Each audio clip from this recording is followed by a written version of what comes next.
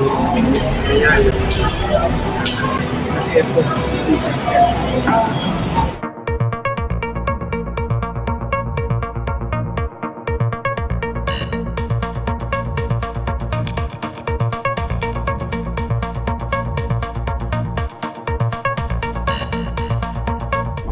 Parents po nito, sir, is mayroong mga negosyo na kung saan na kaya nagkapera din itong special child is minsan pinapatawa nila at binibigyan nga nila ng ganyang pera na yun yung pinang-ipon niya para sa sarili niya.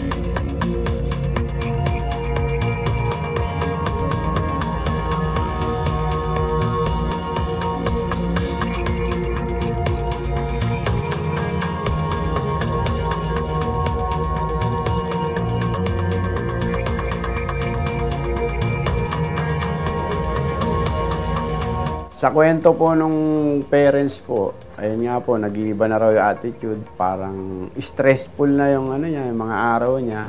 Kinukulit sila sa panghihingi ng pera, which is hindi naman talaga ginagawa dahil nga alam may ipon.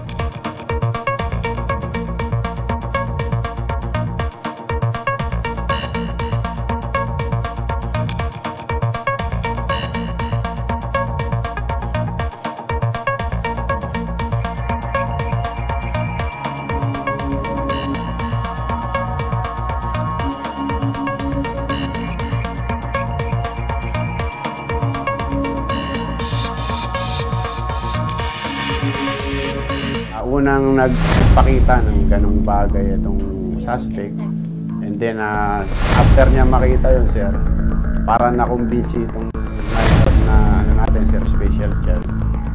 At yun nga, naikayat siya magbigay ng ilang litrato niya rin, sir.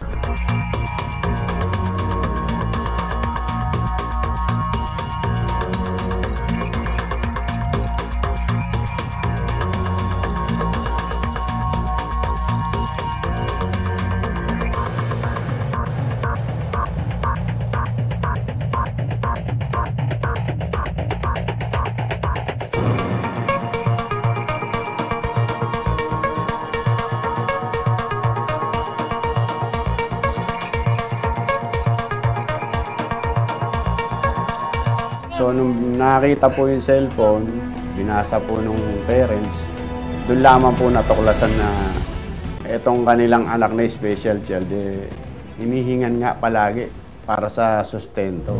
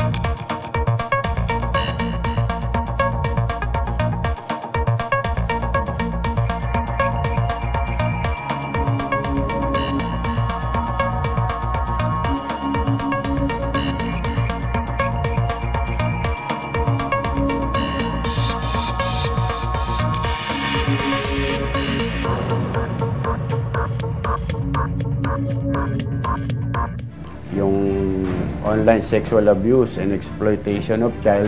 May mga picture na maselang litrato itong victim na ginagamit din po sa panghihingi sa kanya. So yun po yung mga kinaso po natin sa kanya.